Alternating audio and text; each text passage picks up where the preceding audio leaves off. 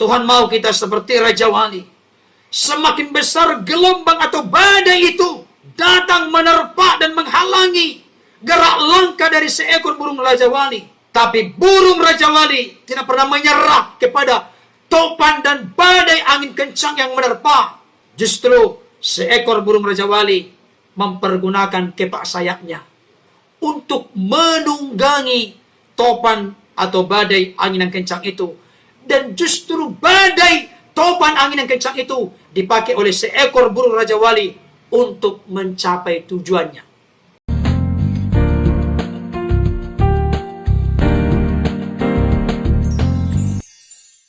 Shalom.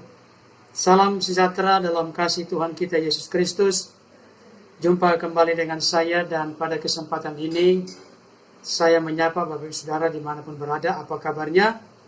Saya berharap dan berdoa kita semua tetap berada dalam perlindungan Tuhan, dan saya tetap memberikan dorongan kepada Bapak Ibu Saudara.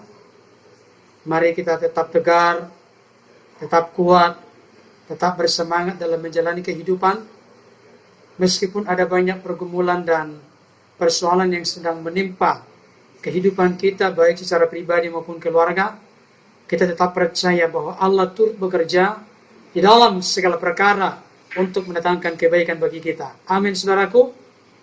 Saudara-saudara, pada kesempatan ini saya akan membawakan renungan firman Tuhan dari Filipi 4 ayat yang ke-13. Demikianlah bunyi firman Tuhan. Segala perkara dapat kutanggung di dalam Dia yang memberikan kekuatan kepadaku.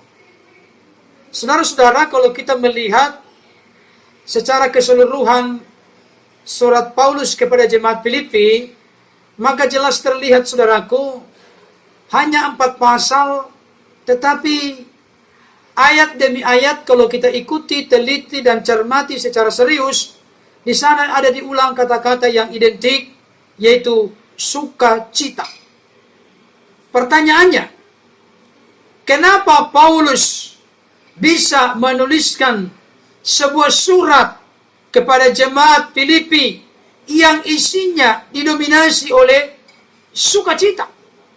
Apakah Paulus saat itu sedang berada dalam keadaan yang tidak ada problem, tidak ada pergumulan, tidak ada kesulitan? Kalau kita mencoba perhatikan di pembukaan dari setelah Paulus mengucapkan salam, Paulus mengatakan bahwa dia sedang berada di dalam penjara. Tetapi satu hal yang menjadi catatan penting untuk kita simak dan perhatikan secara sungguh-sungguh, Paulus meskipun dia sedang berada di dalam penjara, bukan oleh karena melakukan sebuah tindakan kriminal, bukan karena melakukan sebuah tindakan kejahatan. Paulus dipenjara oleh karena Injil. Paulus dipenjara oleh karena kebenaran. Paulus dipenjara oleh karena memberitakan Kristus yang tersalib, bangkit dari antara orang mati. Saudaraku yang dikasihi oleh Tuhan, satu hal yang ingin ditegaskan dalam kitab ini, bahwa sukacita orang Kristen, sukacita orang percaya, tidak pernah ditentukan oleh situasi, kondisi, keadaan yang sedang terjadi di sekelilingnya. Sukacita orang Kristen tergantung kepada sejauh mana orang itu menaruh harapan kepada Tuhan, mempercayakan hidupnya kepada Tuhan, dan hidup di dalam kehendak dan rencana Tuhan. Itu sebabnya Paulus mengatakan satu ayat firman Tuhan yang sangat terkenal, bahkan ketika seorang Kristen telah dipanggil oleh Tuhan, telah meninggal, maka ayat ini sering dikutip. Apa itu? Bagiku hidup adalah Kristus dan mati adalah keuntungan. Saudaraku yang dikasihi Tuhan, saya tidak tahu apa yang menjadi problem, permasalahan, kesulitan yang sedang melilit dan menimpa hidup kita saat ini. Apakah kita sedang berada dalam keadaan sakit? Apakah sedang berada dalam keadaan kondisi ekonomi yang sedang terganggu oleh karena adanya virus corona yang sedang merebak, yang berpengaruh secara signifikan terhadap seluruh lini kehidupan kita?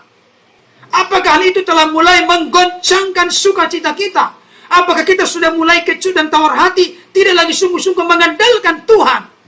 Saudara-saudara yang dikasihi oleh Tuhan, saya mau katakan dengan tegas saat ini, mari bersama dengan Paulus kita berkata, supaya kita bersukacita dalam Tuhan. Sekali lagi, bersukacita dalam Tuhan.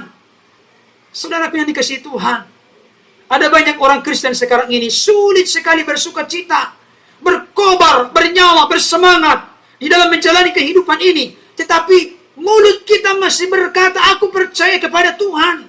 Tetapi rasa dari kehadiran Tuhan itu tidak lagi nyata dalam hidup kita. Apa yang terjadi, saudaraku? Oleh karena itu, pada kesempatan ini saya mau menandaskan dan mengingatkan kepada setiap kita. Yang penting dalam hidup ini, jangan sampai kita berjalan sendiri. Jangan sampai kita mengandalkan kekuatan kita sendiri. Mari kita datang dekat dan melekat kepada Tuhan. Sama seperti Paulus berkata, segala perkara dapat kutanggung di dalam Dia yang memberikan kekuatan kepadaku. Kekuatan Paulus adalah di dalam Kristus. Hidupnya menyatu dan bersatu dengan Kristus. Kalau sudah begini bunyi kebenaran firman Tuhan, maka kita diingatkan dengan Yohanes 15 ayat yang pertama sampai ayat yang kelima.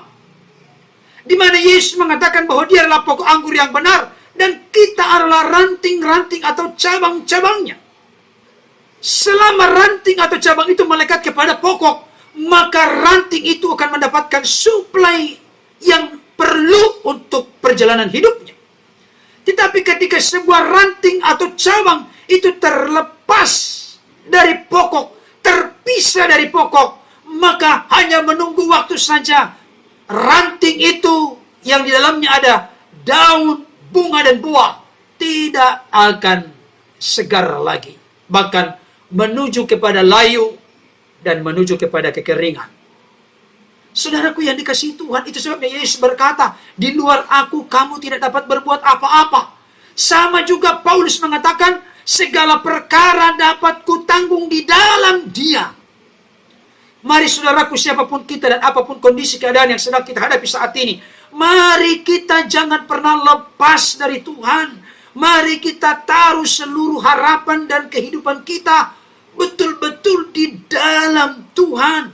Bersama Tuhan. Bukankah Allah kita adalah Allah yang Immanuel, Allah yang selalu bersama dengan kita? Tetapi jangan lupa, sekalipun Allah dekat dengan kita, tapi Allah juga adalah Allah yang transenden, Allah yang maha gaib, supranatural, Allah yang maha kuasa, Allah yang tidak ada perkara yang mustahil baginya. Saudara-saudara yang dikasihi Tuhan, apapun kondisi keadaan kita saat ini, mari kita katakan bersama dengan Paulus, segala perkara dapat kutanggung di dalam Dia yang memberikan kekuatan kepadaku. Saudara yang dikasihi Tuhan, apakah yang dimaksud oleh Paulus dengan perkataan segala perkara? Kalau kita melihat di dalam ayat-ayat sebelumnya, Paulus sedang membuat dua kutub yang sangat nyata di situ. Di dalam kekurangan dan kelimpahan, di dalam kelaparan dan kekenyangan, di dalam segala perkara itu, Paulus bisa menanggungnya.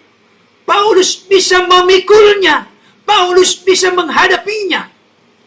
Bukankah itu yang seringkali terjadi dalam kehidupan manusia di dunia ini? Ada saja seseorang kekurangan, tapi ada saja seseorang juga kelimpahan.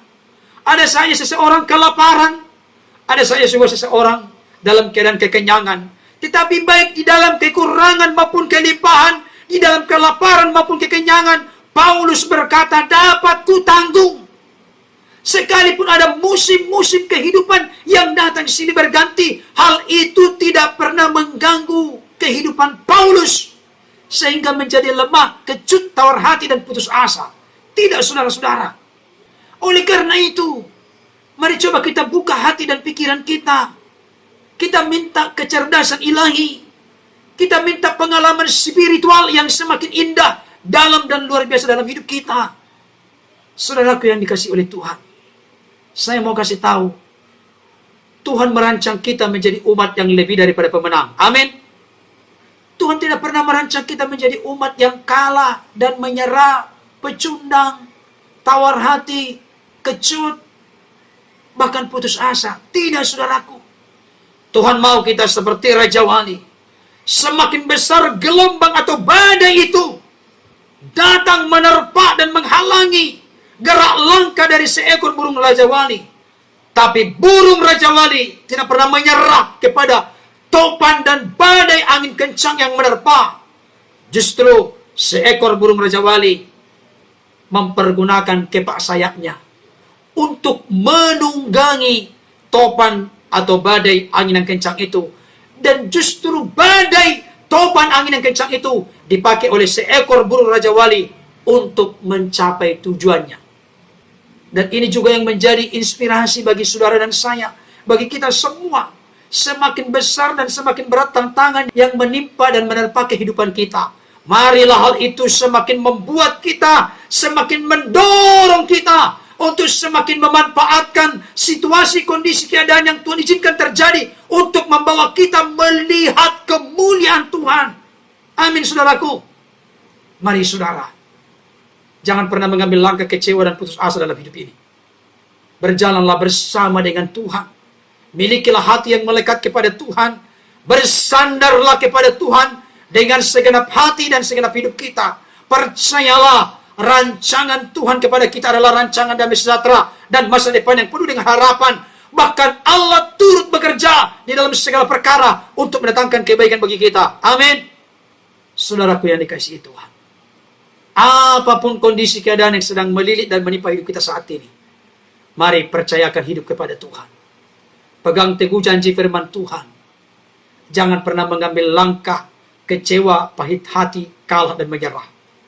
Katakanlah di dalam hati kita masing-masing saat ini, dengan kepala yang tegap, melihat masa depan yang cerah, berjalan bersama dengan Tuhan. Tuhan, aku mampu menjalani kehidupan ini bukan dengan kekuatanku. Aku kuat menjalani kehidupan ini oleh karena kekuatanku ada di dalam Engkau dan bersama dengan Engkau. Orang Kristen bukan menghindar dari masalah. Anak-anak Tuhan tidak pernah menjauh dari masalah. Orang-orang percaya akan tetap berjalan bersama dengan Tuhan, melewati badai yang begitu keras, begitu berat, dan begitu besar. Dan percayalah, di ujung sana Tuhan telah menyiapkan sesuatu yang baik, yang indah, yang tidak pernah didengar oleh telinga, tidak pernah dilihat oleh mata, bahkan tidak pernah dimengerti oleh setiap kita. Tuhan menyediakan sesuatu yang terbaik bagi kita yang terus belajar mencintai dan mengasihi Dia. Amin, saudaraku. Kiranya renungan singkat ini dapat menjadi berkat bagi kita. Tuhan Yesus memberkati. Amin.